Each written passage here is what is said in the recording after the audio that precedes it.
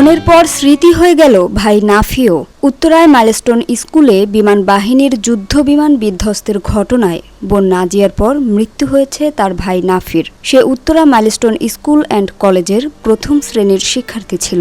মঙ্গলবার দিবাগত রাত 12:15টার দিকে জাতীয় বার্ন ও প্লাস্টিক সার্জারির ইনস্টিটিউটের নিবিড় পরিচর্যা কেন্দ্রে চিকিৎসাধীন অবস্থায় মারা যায় সে। নাজিয়া ও নাফি বাবা মায়ের সঙ্গে উত্তরার কামারপাড়া এলাকায় থাকত। নাজিয়া তৃতীয় শ্রেণীতে আর নাফি প্রথম শ্রেণীতে পড়ত। রাতে বিষয়টি নিশ্চিত করেছেন জাতীয় বার্ন প্লাস্টিক সার্জারি ইনস্টিটিউটের আবাসিক সার্জন ডক্টর শাওন বিন রহমান। তিনি বলেন, উত্তরা বিমান বিধ্বস্তের ঘটনায় দগ্ধ নাফি রাতে চিকিৎসাধীন অবস্থায় আইসিইউতে মারা যায়। তার শরীরের 95% ফ্লেম বার্ন হয়েছিল।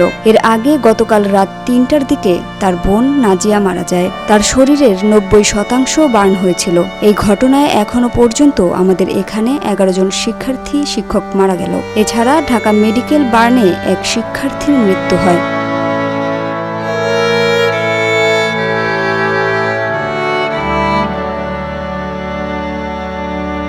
Samia Sultana, GBC television.